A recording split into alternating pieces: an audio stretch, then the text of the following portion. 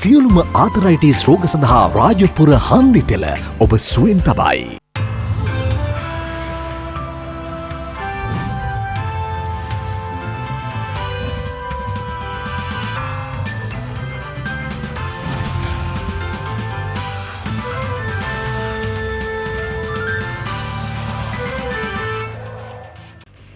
ආයුබෝවන් යථාර්ථවාදීව ලෝකයේ දෙස බලන්නට සත්‍ය සිදුවීම් සම්පීඩනයක පුවත් දිගහැරුම ශ්‍රද්ධා රූපවාහිනී 6 ප්‍රධාන ප්‍රවෘත්ති විකාශය සමගින් මම ලකිඳුණු අංග ප්‍රථමයෙන් සිරස්තල.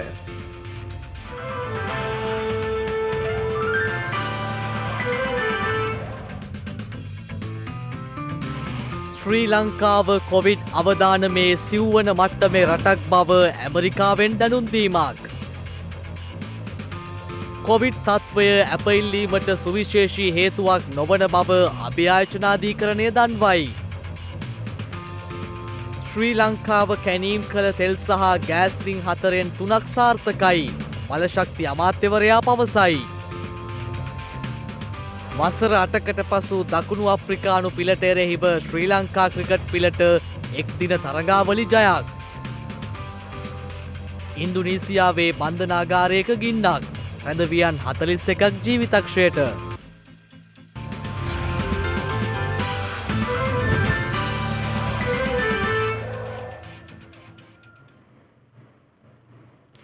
ඊයේ දිනයේ මෙරටින් තවත් කොවිඩ් මරණ 184ක් වාර්තා වුණා. ඒ මෙරට සමස්ත කොවිඩ් ආසාදිත මරණ සංඛ්‍යාව 10500 සීමාව ඉක්මවා යමින්. මේ අතර සැප්තැම්බර් මාසයේ මුල් දින 6 තුල පමණක් මෙරට සිදු වී ඇති මරණ සංඛ්‍යාව 1000 ඉක්මවා ගොස් තිබෙනවා.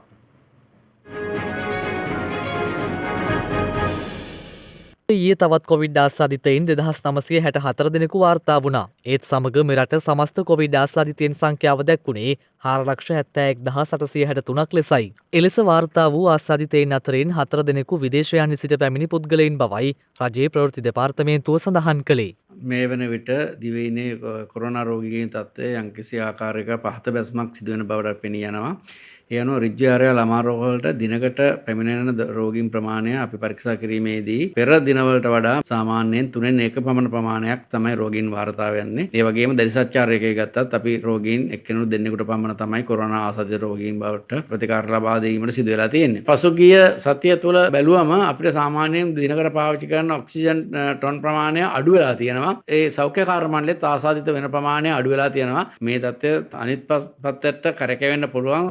ඔබගේ සෞඛ්‍ය ආරක්ෂිත ක්‍රමවේද වලට අනුව කටයුතු කරේ නැත්තම් මේ යන ප්‍රමාණය වැඩිහිටියන්ගේ වෙනසක් පේන්නේ නැහැ. මේ තුන්වෙනි රැල්ල තුලදී දිනකට මේ යන සම්පූර්ණ සංඛ්‍යාවත් බැලුවම කොරෝනා ආසාදිත රෝගීන් ප්‍රමාණය යම්කිසි ආකාරයකින් වැඩිවීමක් දක්වන නිසා මේ යන ප්‍රමාණයන්ගෙන් යම්කිසි ප්‍රතිශතයක් මේ කොරෝනා ආසාදිත බවට අපිට වාර්තා වෙනවා. අපි දෛනිකව ප්‍රකාශ කරන ප්‍රමාණය කොරෝනා නිසාම මිය ගියා කියලා අපිට කියන්න බෑ. නව චක්‍රලයකින් කොවිඩ් පරීක්ෂණ සීමා වෙනවා කියලා මහජන පරීක්ෂකවරුන් සහ සමහර යෝගීන් චෝදනා කරනවා. පරීක්ෂණ සීමා කිරීම සඳහා නෙවෙයි තේරුමක් නැතුව පරීක්ෂණයක් කරනවා නම් ඒකෙන් අපිට ලැබෙන ඵලයක් නැත්තම් අපි ඒක අවම කරගන්න තමයි මේ චක්‍රලයකින් නිකුත් කරලා තියෙන්නේ. එතකොට අපිට නිෂ්ඵල පරීක්ෂණ සඳහා වෙන් කළ කට්ටල තවත් ඵලදායී තැන්වලට යොදවන්න පුළුවන්. සංඛ්‍යාව අඩු කිරීමට හේතු වන චක්‍රලයකයක් නෙමෙයි මේක.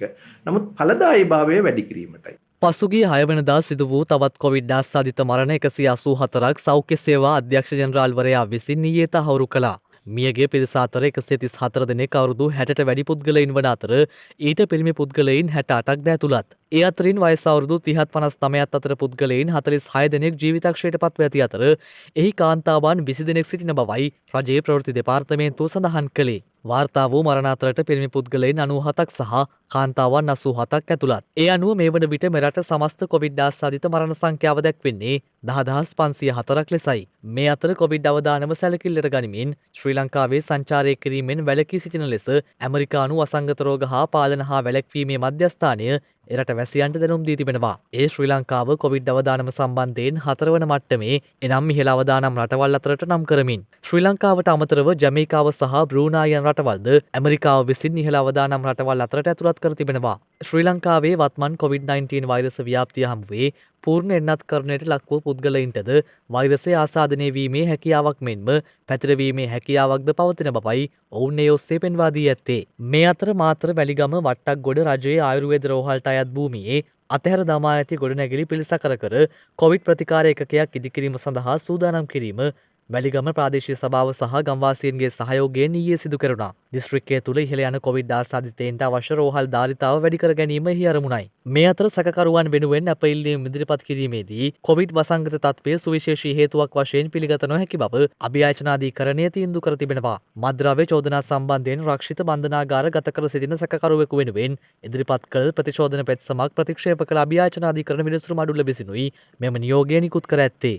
එම ප්‍රතිශෝධන පෙත්සම තුළින් ඉල්ලා තිබුණේ රටපුරා වර්තමානයේ පැතිර යන කොවිඩ් වසංගත තත්ත්වය සුවිශේෂී හේතුවක් වශයෙන් සැලකිල්ලටගෙන මෙම සැකකරු අපමත මුදාහරින ලෙසයි. නමුත් කොවිඩ් වසංගත තත්ත්වය සෑම සිරකරුවෙකුටම පොදු තත්ත්වයක් යයි පෙන්වා දුන් විනිසුරු මඩුල්ල එය සුවිශේෂී කරුණක් ලෙස සැලකිය නොහැකි බවයි තීන්දුව කර ඇත්තේ. මේ අතර වයස අවුරුදු 20ත් 29ත් අතර පුද්ගලයින්ට අදාළ එන්නත් කරන කටයුතු සහ සාමාන්‍ය පරිදි සිදු කරන කොවිඩ් එන්නත් කරන කටයුතු අදත් සිදු කෙරුණා. මෙරට කොවිඩ් ප්‍රතිශක්තිකරණ වැඩසටහනට අදාළව ඊයේ දිනේදී පුද්ගලයන් 4,29,515 දෙනෙකුට කොවිඩ් මර්ධන එන්නත් ලබා දී තිබෙනවා.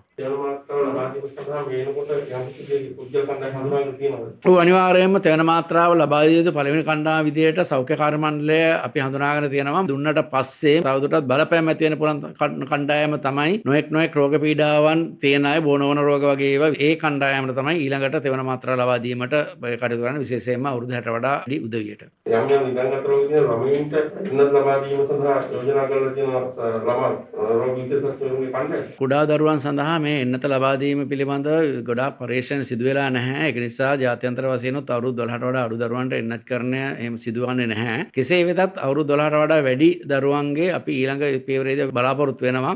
යම් නිදන්ගත රෝග තියෙන ඉන්නවා නම් ඒ අයට විශේෂයෙන්ම ඒ සුදුසු එන්නත් වර්ගයක් එන්නත් කරණය කිරීම සඳහා මේ අවධානය යොමු වෙලා තියෙනවා. මේ වන විට වෛරසය ආසාදිතව රෝහල්වල ප්‍රතිකාර ලබන සමස්ත පුද්ගලයන් සංඛ්‍යාව 71,390ක් වන අතර වෛරසය ආසාදිතව සිට සුවය ලැබූ සමස්ත පුද්ගලයන් සංඛ්‍යාව දැක්වෙන්නේ 3,89,969ක් ලෙසයි.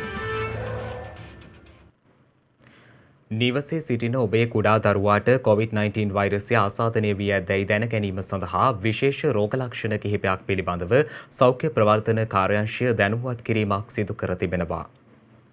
දෙමව්පියන් දරුවාට රෝගය සෑදින බව දැනගත්වහම ප්‍රදේශයේ සෞඛ්‍ය වෛද්‍යවල් නිලධාරිවරයා හෝ මහජන සෞඛ්‍ය පරීක්ෂකවරයා අමතලා අදාළ වැඩපිළිවෙලක නිවැරදිව ලියාපදිංචි වෙලා පමණයි දරුවන් නිවස තුළ තබාගෙන ප්‍රතිකාර කිරීම සිදු කළ යුත්තේ. මෙහිදී මොනවද මේ රෝග ලක්ෂණ? විශේෂයෙන්ම අපි දන්නවා දරුවන් කියන්නේ ක්‍රියාශීලී කොට්ටාශයක්. ඔවුන්ගේ අන්නේ ක්‍රියාශීලී ගතිය අඩුවීමක් සිදු වෙනවා. නිරන්තරයෙන්ම නිදාගෙන ඉන්නවා නම්, ඔවුන් ආහාර ප්‍රතික්ෂේප කරනවා නම්, විශේෂයෙන්ම තාම කුඩා දරුවෙක් නම් මව් කිරි ලබා ගැනීම ප්‍රතික්ෂේප කරනවා නම්, අමතරව ඔවුන්ගේ වමන තත්ත්වයක් පාචන තත්ත්වයක් දිනකට කීප වරක් සමහර විට 5 වතාවකට වැඩි වතාවක් එහෙම නැත්නම් බඩේ කැක්කුම් තත්ත්වයක් කියන සිටිනවා නම් ඔවුන්ගේ උණ තත්ත්වය ඉතා තද උණ තත්ත්වයක් සෙල්සියස් අංශක 38ට වඩා වැඩි හෝ දින දෙකකට වඩා පවතින උණ තත්ත්වයක් තිබෙනවා නම් ඊට අමතරව ඇඟේ වෙනදා නොතිබුණු රෑෂ් එකක් ලප්පුව පළු හෝ වෙනත් සමපැහේ වෙනස් වීමක් විශේෂයෙන්ම මෙහිදී වැදගත් ශරීරයේ පුරා පැතිරුණු සමහර විට ඉතා සමහර විට මදුරුවෙක්කා වගේ දෙයක් නිසා පොඩි වපයක් පළුවක් වෙන පුළුවන් එවැනි තත්ත්වයක් නෙවෙයි විශේෂිත තත්ත්වයක්. මෙන්න මේ තත්ත්ව නිරීක්ෂණය කරොත් ඉතාම ඉක්මනින් විශේෂ හදිසි අවස්ථාවක නම් ක්‍රමයක් පාවිච්චි කරලා රෝහලට දරුවා අගෙන ඒම තමයි අවශ්‍ය වෙන්නේ. අවධාරණය කරන අනිත් කාරණය තමයි දරුවන්ට සාමාන්‍යයෙන් COVID-19 මද රෝග ලක්ෂණ හෝ රෝග ලක්ෂණ නොමැති අවස්ථාවකදී විශේෂිත ඖෂධයක් කිසිවක් අවශ්‍ය නැහැ. විශේෂයෙන්ම ස්ටීරොයිඩ් කාණ්ඩයේ ප්‍රෙඩ්නිසෝන්, ඩෙක්සමෙතසෝන් වගේ ඖෂධ වර්ග නිවසේ සිට ප්‍රතිකාර ලබා දෙන දරුවෙක්ට කිසිසේත්ම නොදිය යුතුයි. විශේෂයෙන්ම ස්ටීරොයිඩ් කාණ්ඩයේ ඖෂධ වලින් සිදු කරන්නේ ශරීරයේ ප්‍රතිශක්තිකරණය අඩපණ කරන එක. අවදානම් රෝග ලක්ෂණ සහිත දරුවන් ඉතාම ඉක්මනින් වෛද්‍ය ප්‍රතිකාර සඳහා යොමු කිරීම තමයි මේ අවස්ථාවේදී දරුවන් අතර මරණ ඇතිවීම වැළැක්වීම සඳහා සිදු කළ යුතු ඉතාම වැදගත් කාර්යය. මේ වසර අවසන් වන විට ලෝක ජනගහනයෙන් 40%කට කොවිඩ් එන්නත ලබා දීමට සැලසුම් කර ඇති බව G20 කණ්ඩායම පවසනවා.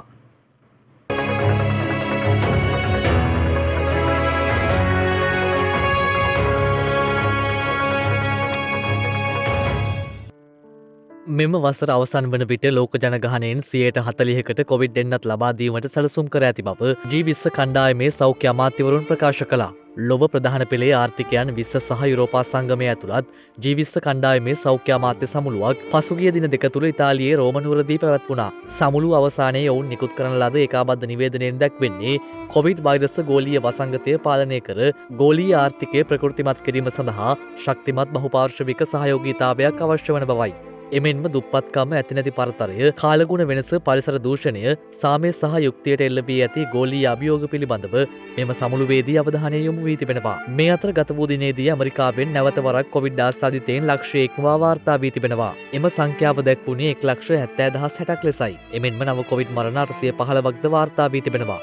ඒ අනුව ඇමරිකාව ඉදිරියේදී තවදුරටත් ඩෙල්ටා ප්‍රභේදයේ බලපෑමට නතු විය හැකි බවටයි සෞඛ්‍යංශ අනතුරු අඟවා ඇත්තේ. කොවිඩ් ව්‍යාප්තියෙන් දැඩි ලෙස පීඩාවට පත් වූ ඇමරිකානු වැසියන් මාස 7කට පසු යළිත් බරපතල තත්ත්වයකට මුහුණ දී ඇති බවයි විදේශ මාධ්‍ය වාර්තා කළේ. මේ අතර අද උදෑසනින් අවසන් වූ පැය 24 තුළ ඉන්දියාවෙන් නව කොවිඩ් ආසාදිතයින් 37875ක් වාර්තා වී තිබෙනවා. එය පෙර දිනට වඩා 121.3ක වැඩිවීමක් බවයි ඉන්දිය සෞඛ්‍ය අමාත්‍යාංශය ප්‍රකාශ කළේ. එමෙන්ම ගත වූ පැය 24 තුළ ඉන්දියාවෙන් කොවිඩ් මරණ 369ක්ද වාර්තා වුණා. මේ වන විට ඉන්දියාවේ සමස්ත ආසාදිතයින් සංඛ්‍යාව 3,91,00,000 ඉක්මවන අතර මරණ සංඛ්‍යාව 4,41,411ක් වනවා. නැවතත් වැඩිම ආසාදිතයින් සහ මරණ සංඛ්‍යාවක් වාර්තා වන්නේ කේරළ ප්‍රාන්තයෙන්. මහාරාෂ්ට්‍ර, තමිල්නාඩු, මීසෝරාම් සහ ආන්ධ්‍රා ප්‍රදේශ ප්‍රාන්තවලින්ද වැඩිම දෛනික ආසාදිතයින් වාර්තා වනවා.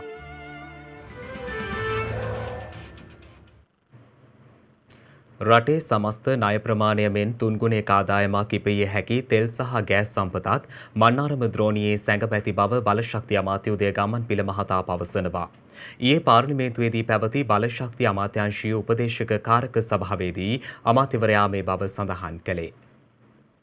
බලශක්ති අමාත්‍යංශීය උපදේශක කාරක සභාව ඊයේ රැස් වූ අතර එහිදී පාර්ලිමේන්තුවට දෙවන වර කියවීම සඳහා ඉදිරිපත් කිරීමට නියමිත ඛනිජ තෙල් සම්පත් පනත් කෙටුම්පතට කාරක සභාවේ එකඟතාවය හිමි වුණා. ලෝකයේ සම්මතය අනුව තෙල් හා ගෑස් ගවේෂණයේදී රටක් ලින් 7ක් කැණීමේදී එකක් සාර්ථක වීම සිදුවන බවත් නෝර්වේ රජයට පළමු සාර්ථක වීම සඳහා ලින් 31ක් කැණීමට සිදු වූ බවද අමාත්‍යවරයා මෙහිදී සඳහන් කළා. නමුත් ශ්‍රී ලංකාවේ කැණීම් කරන ලද ලින් 4/3කම සාර්ථක වීම ඉතා යහපත් තත්ත්වයක් බවයි අමාත්‍යවරයා එහිදී වැඩිදුරටත් සඳහන් කළේ. ඒ අනුව දැනට මෙම තෙල් හා ගෑස් සම්පතින් $1 බිලියන 267ක ආදායමක් ඉපිය හැකි බවයි මෙහිදී අනාවරණය වුණේ. අමාත්‍යවරයා සඳහන් කළේ මෙම තෙල් හා ගෑස් කැණීම් සිදු කරන ආයෝජකයින්ට 50%ක් ලබා දුන්නද $1 බිලියන 133.5ක් රජයට හිමිවන බවත් එය රටේ සමස්ත ණය වටිනාකම වන $1 බිලියන 47මෙන් තුන්ගුණයකට ආසන්න වන බවයි. ලෝක සාක්ෂරතා දිනය අදට යෙදී තිබෙනවා. මේ පිළිබඳව අප තබන සටහන. මිනිසා ඉතිහාසයේ ප්‍රථම වතාවට ඊජිප්තු මිස්ර ශිෂ්ටාචාර යුගයේදී සුමේරියන් කුනිෆෝම් යන රූපික අක්ෂර වලින් කියවන හැකියාව සොයාගත්තා. එයිනුත් තවත් අවුරුදු 2450ක කාලයක් ගෙවී ගියාට පසුවයි ග්‍රීක හෝඩිය බිහිවන්නේ. ඒ ක්‍රිස්තුපූර්ව 8 වෙනි සියවස අග නැතිනම් ක්‍රිස්තුපූර්ව 9 වෙනි සියවස මුලදී. බ්‍රහ්මී අක්ෂරවලින් එන සිංහලෙන් ලියා ඇති පැරණිතම ලේඛන දක්නට ලැබෙන්නේ ක්‍රිස්තුපූර්ව 3 වන සියවසේදී පමණයි. සිංහල අකුරු පුරාණය ලියූ මහාචාර්ය සඳගෝමී කෝපරහේවා සඳහන් කරනවා. කියවීම සහ ලිවීම මිනිසා විසින් වර්ධනය කරගත යුතු කුසලතාවයකට ඉඩක් ලැබෙන්නේ 16 වෙනි සියවසේ සමාජයේ සුළු පිරිසකට පමණයි. 17 වෙනි සියවසේදී කියවීමේ හැකියාව මහත් ජයග්‍රහණයක් අතරට ගෙනියන්නට සමත් වුණා. පුවත්පත් සහ සංගරාමෙන්ම දරුවන් සඳහා විශේෂ පොත්පත්ද ලොව ප්‍රථම වරට ලියවෙන්නට පටන් ගැනුණේ ඉන් අනතුරුවයි. එලෙස ක්‍රමිකව විකාශය වූ මිනිසා සතු සාක්ෂරතාවයට අරුතක් ලබා දෙමින් 1966 වසරේදී යුනෙස්කෝ සංවිධානය විසින් සාක්ෂරතාවය සඳහා යයි දිනයක් නම් කළා. ඒ සැප්තැම්බර් මාස 8 වන දිනයි. ඒ අනුව ජාත්‍යන්තර ලෝක සාක්ෂරතා දිනය අදට යෙදී තිබෙනවා. 1820 දී ලෝකයේ කියවීමට හා ලිවීමට හැකි වූයේ 12%කට පමණක් වන අතර පසුගිය අවුරුදු 65 තුළ ගෝලීය සාක්ෂරතා අනුපාතය සෑම වසර 5කට වරක්ම 4%කින් වැඩි වී තිබෙනවා. කෙසේ වෙතත් තවමත් ලෝක ජනගහනයෙන් 70 කෝටි 60 ලක්ෂයකට අධික ජනතාවකට නිසි සාක්ෂරතාවයක් නොමැති බවයි වාර්තා වන්නේ. ලෝකයේ කාන්තා ජනගහනයෙන් 66%කට සාක්ෂරතාවය හිමි වී තිබෙනවා. ලෝක ජනගහනයෙන් දකුණු ආසියාතික රටවල සාක්ෂරතාව සහිත ජනතාව කෝටි 60 ඉක්මවන අතර ලෝකයේ තම පාසල් ගමන සිහිනයක් බවට පත් වූ දරුවන් සංඛ්‍යාව කෝටි 8කට අධිකයි. ශ්‍රී ලංකාව මේ වන විට දකුණු ආසියාවේ සාක්ෂරතාවයෙන් ඉහළින්ම සිටින රටක් බවට පත්ව තිබෙනවා. එය ප්‍රතිශතයක් ලෙස සමස්ත ජනගහනයෙන් 91.7% ලෙසයි දැක්වෙන්නේ. දකුණු ආසියාවී පාකිස්තානය සහ බංගලාදේශය රටවල සෑම ගැහැණු ළමුන් තිදෙනෙකුගෙන් එක් අයෙකුටම සාක්ෂරතාවය අහිමි වී ඇති බවයි වාර්තා වන්නේ.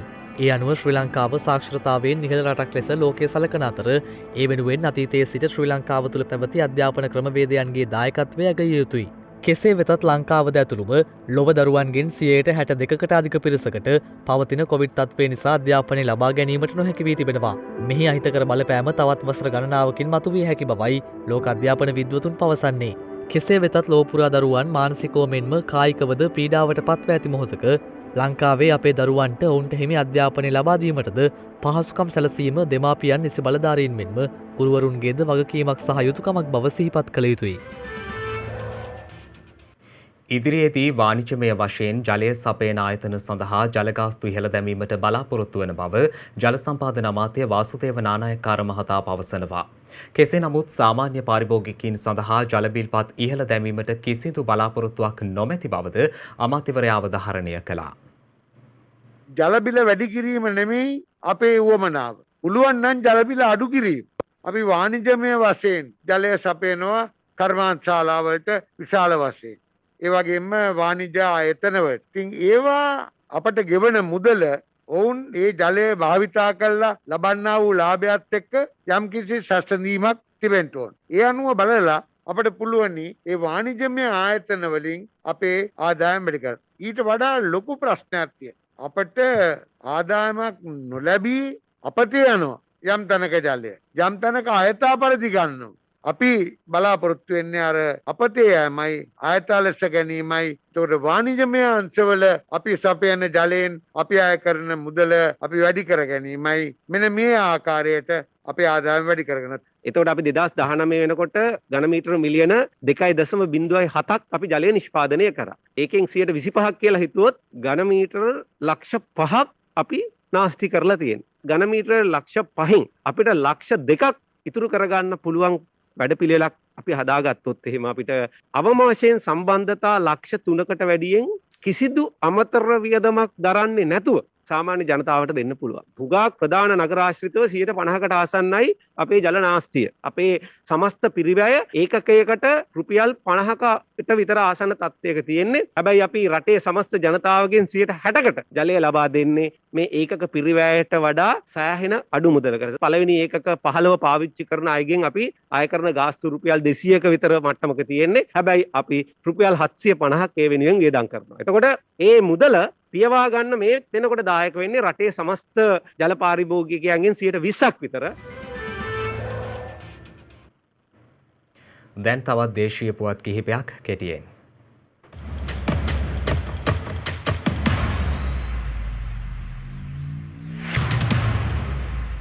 තල් සංවර්ධන මණ්ඩලයේ තවත් කඩවීමක් පසු කරමින් එහි ඉතිහාසයේ ප්‍රථම වරට ප්‍රංශය ස්විස්ටර්ලන්තය සහ ජර්මනිය සඳහා බෙදා හැරීමේ නියෝජිතයින් පත් කර තිබෙනවා.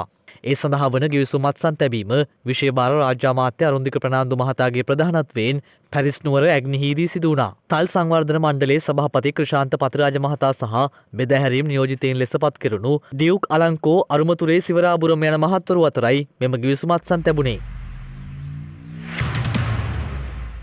මැතිවරණ සහ ඡන්ද විමසීම් ව්‍යුහය හා නීති රීතිවල ප්‍රතිසංස්කරණ හඳුනා ගැනීමටත් ඒ සම්බන්ධයෙන් අවශ්‍ය සංශෝධන ඉදිරිපත් කිරීමටත් පත් කළ පාර්ලිමේන්තු විශේෂකාරක සභාව සභානායක අධ්‍යාපන අමාත්‍ය දිනේෂ් ගුණවර්ධන මහතාගේ ප්‍රධානත්වයෙන් පාර්ලිමේන්තු සංකීර්ණයේදී ඊයේ යළි රැස් වුණා. පළාත් පාලන ඡන්ද ක්‍රමයේ පවතින අඩුපාඩු හඳුනා ගනිමින් ඒ සඳහා වන විසඳුම් ලබා දීම සඳහා රාජ්‍ය සේවා පළාත් සභා සහ පළාත් පාලන අමාත්‍යවරයා පත් කර තිබූ ත්‍රිපුද්ගල සමාලෝචන කමිටු වාර්තාවේ යෝජනා පිළිබඳව කමිටු සමාජිකයින් ඊයේ තවදුරටත් කරුණු ඉදිරිපත් කරනු ලැබුවා. නව පළාත් පාලන ඡන්ද ක්‍රමය පසුගිය පළාත් පාලන ඡන්දයේදී ක්‍රියාත්මක වීමේදී ප්‍රායෝගිකව සිදු වූ අඩුපාඩු වළක්වා ගැනීම සඳහා විකල්ප ක්‍රමවේද කිහිපයක් පිළිබඳව එහිදී සාකච්ඡා කොට ඇති අතර යළිත් මෙම විශේෂ කාරක සභාව සැප්තැම්බර් 3 වනදා සහ 14 යන දිනවල පාර්ලිමේන්තු සංකීර්ණයේදී රැස්වීමට නියමිතයි.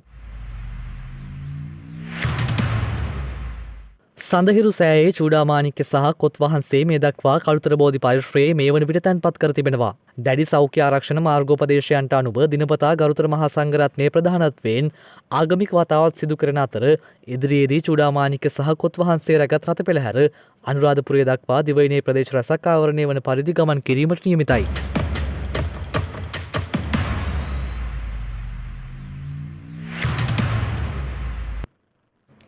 ඉගෙන ගන්න හොඳම තැන වැරදුණු තැන බව ඔහු ලෝකයටම කියා දෙනවා. මේ ඒ කතාව. ජීවිත කතා වෙනස් වුණා එකිනෙකට. ඔබේ ජීවිතයේ අභියෝග මට තිබුණේ නැහැ. මගේ ජීවිතයේ අභියෝග ඔබට තිබුණේ නැහැ. මේ කාම්බෝජයේ කුඩා දරුවෙක් නමින් සලික්. දැන් වෙද්දි වයස අවුරුදු 17ක්. ඒත් කුඩා කාලේදී ඔහුට මුහුණ දෙන්නුනේ සතුටුදායක පරිච්ඡේදවලට නෙවෙයි. කාම්බෝජයේ ඉතාමත් උපත් ගමක ඉපදුණු සලික් විවිධ භාණ්ඩ වර්ග විකිණීමේ කාර්යයක් ආරම්භ කරන්නට වුණා. ඒ තමන්ගේ පවුලේ දෙමව්පියන් උපයන මුදලින් ජීවත් වීමට නොහැකි වුණ නිසා. ඉතින් සලික් ලස්සන විසිතුරු භාණ්ඩ අරගෙන මහපාරට ගියා. කාම්බෝජයේ සංචාරය සඳහා එන විදේශිකයින්ට මේ පුංචි සලික් විසිතුරු භාණ්ඩ විකුණන්න පටන් ගත්තා. හැම දවසකම උදෑසනින්ම අවදි වන සලික් විදේශිකින්ගේ පාරාදීසයන් හැම තැනකටම වගේ යනවා. ඒ විදියට ගිහින් විසිතුරු නොවූ ඔහුගේ ජීවිතය විසිතුරු කරගන්න හිතාගෙන විසිතුරු ආයිත්තම් ඔවුනට විකුණනවා. මේ විදියට තමන්ගේ ජීවිතය ගෙත්තම් කළ සලික් දවසක ඔහුගේ විශේෂ දක්ෂතාවයක් හොයාගන්නවා. ඒ තමයි විවිධ භාෂාවන් කතා කිරීමට ඇති හැකියාව. චීන භාෂාව ඔහුට කතා කරන්න පුළුවන්. ජපන් භාෂාව, ප්‍රංශ භාෂාව, මේ විදිහේ භාෂා 12ක් ඔහුට කතා කරන්න පුළුවන්. අපිට මුලින් කියන්න අමතකුණ කාරණයක් තියෙනවා. ඒ තමයි සලික්ට අධ්‍යාපනය ලබන්න පාසලකට යන්න උනේ නැති එක. ඔහුට අධ්‍යාපනය අහිමි වුණා. අනිත් ළමයි පාසල් යද්දී ඔහු ගියේ වෙළඳාමේ. දැන් හරිම පහසුයි. සලික් භාෂා 12ක් විතර දන්න නිසා විදේශිකයින් එක්ක ගනුදෙනු කරන එක ඔහුට පහසුයි. දන්නවද? ඔහු ඉගෙන ගත්ත විදිය. ඔහුට මුණ ගැහෙන හැම විදේශිකයෙක්ගෙන්ම ඔහු නොදන්න වචනයක් අහනවා. ඒක ලියා ගන්නවා. මතකෙත් තියා ගන්නවා. ඉතින් ඔහුට ගොඩක් උපකාර ලැබුණා. ඔහු ගැන සමාජ මාධ්‍යයේ කතාබහට ලක් වුණාට පස්සේ බොහෝ උපකාර ඔහුට ලැබුණා. දැන් ඔහු චීනයේ ජීවත් වෙනවා. ඒ අධ්‍යාපන ශිෂ්‍යත්වයක්ද ලැබමින් අධ්‍යාපනය හදාරමින්. ඉගෙන ගන්න ලැබෙන්නේ පොඩි අවස්ථාවක් වෙන්න පුළුවන්. ඒකෙන් ලෝකයම ඉගෙන ගන්න පුළුවන් අවස්ථාවක් උදා වෙන්නත් පුළුවන්. ජීවිත අභියෝගයක සටන් කරන්න හැම වෙලාවකම ජීවිතය ඔබට දුක්ඛිත පරිච්ඡේද ලබා දෙන්නේ නැහැ. බලන්න පෙරලලා ජීවිතේ ලස්සනම පරිච්ඡේදය. ඒක කියවන්න.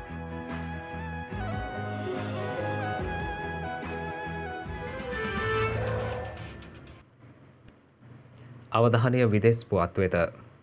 ඉන්දුනීසියාවේ ජකාර්තා අගනුවර බන්ධනාගාරයක අදාළුයම් කාලයේ ගින්නක් හටගෙන තිබෙනවා. ඉන්දුනීසියාවේ ජාවාදිවයිනේ පිහිටි බන්ධනාගාරයක අද අලුයම් කාලයේ සිදු වූ ගින්නකින් එහි රැඳවියන් 41 දෙනෙකු ජීවිතක්ෂයට පත්ව තිබෙනවා. එහිදී 8 දෙනෙකු බරපතල තුවාල ලබා ඇති අතර තවත් 72 දෙනෙකු සුළු තුවාල ලබා ඇති බවයි ජකාර්තා නුවර පොලිස් ප්‍රධානියා සඳහන් කළේ. ගින්න ඇතිවන අවස්ථාවේ රැඳවියන් නින්දේ පසු වී ඇති අතර ගින්නට හේතුව මෙතෙක් අනාවරණය වී නැහැ. එහෙත් එය බොහෝ දුරට විදුලි කාන්දුවක් නිසා සිදුවන්නට ඇති බවයි බලධාරීන් සැකපල කරන්නේ. ජකාර්තා නුවරට තදාසන්නව පිහිටි මෙම බන්ධනාගාරයේ රැඳවියන් වැඩි දෙනෙක් මදුරාප්‍ය වැළඳ සඳහා සිටගත වූවන්.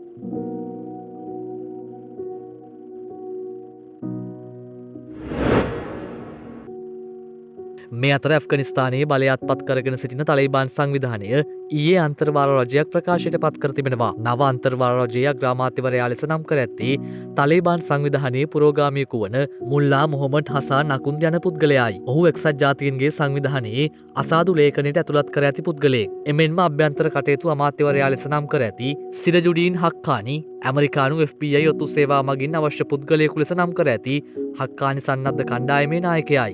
තලිබාන් සංවිධානය මීට සති 3කට පෙර ඇෆ්ගනිස්තානයේ බලය අත්පත් කරගත්තේ එරට තේරීපත් වූ රජය පලවා හරිමින්. වැඩ බලන අමාත්‍ය මණ්ඩලයක් පත් කිරීම ස්ථිර තලිබාන් රජයක් පිහිටුවීමේ මූලික පියවර ලෙසයි සැලකෙන්නේ. කෙසේ නමුත් රටේ ආර්ථිකය ස්ථාවර කිරීම මෙන්ම ජාත්‍යන්තර පිළිගැනීමක් ලබා ගැනීම සඳහා ඔවුන්ට එල්ලවන්නේ ප්‍රබල අභියෝගයක්. තලිබාන් සංවිධානය මීට පෙර ප්‍රකාශ කළේ සියලු පාර්ශ්වයන් නියෝජනය කරන පරිපූර්ණ රජයක් පිහිටුවන බවයි. කෙසේ නමුත් ඊයේ ප්‍රකාශයට පත් කරනු අමාත්‍ය මණ්ඩලය මුළුමනින්ම දැඩි මතධාරී තලිබාන් නායකයන්ගෙන් සමන්විත වන අතර කාන්තාවන් කිසිවෙකු ඊට ඇතුළත් කර නැහැ. එමෙන් මෙම සංවිධානය පෙන්වා දෙන්නේ තලිබාන් සංවිධානය අසල්වැසි රටවල් සහ සියලුම අනිකුත් රටවල් සමග අන්‍යෝන්‍ය ගරුත්වයෙන් යුතු සමඳතාවක් අපේක්ෂා කරන බවයි.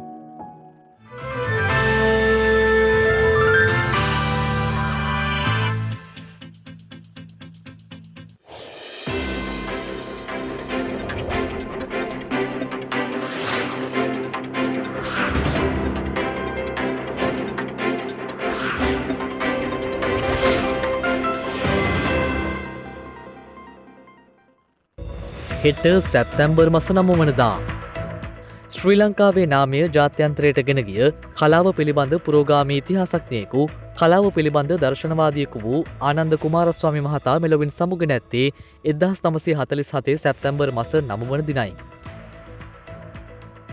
සැමට අධ්‍යාපනය සඳහා ඇති අයිතිය සහ මානුෂීය හදිසි අවස්ථාවලදී ගැනීමේ පරිසරය සුරක්ෂිත කිරීම සහතික කිරීමේ වැදගත්කම යළිත් තහවුරු කිරීම සඳහා අධ්‍යාපනය ලැබීමට ඇති බාධාවන් ඉවත් කිරීමේ දිනය සැප්තැම්බර් මස 9 වන දිනට එනම් හෙට දිනට යෙදී තිබෙනවා. සෝවියට් හා ඇමරිකානු හමුදා විසින් 1945 දී කොරියාව මුදා ගැනීමෙන් පසුව කොරියාවේ උතුරු කොටසේ කොමියුනිට් සෝවියට් හමුදා යාන්ත්‍රණයක් පිහිටුවීමත් සමග 1948 අගෝස්තු මාසයේදී නව උත්තරීතර මහජන සභාවක් තේරීපත් වූ පසු නව ව්‍යවස්ථාවක් ප්‍රකාශයට පත් කර ඇත්තේ 1948 සැප්තැම්බර් මාස 9 වන දිනයි. ඒ සමගින් ශ්‍රද්ධා ප්‍රධාන ප්‍රවෘත්ති විකාශය නිමාවට පත්වනවා. හමුවෙමු හෙටත් සවස 6:30ට. තෙරුවන් සරණයි. නම බුද්ධය. මෙවැනි වැදගත් පුවත් නැරඹීම සඳහා ශ්‍රද්ධා TV News YouTube channel එක subscribe කර සීනුව සලකුණ වන්න.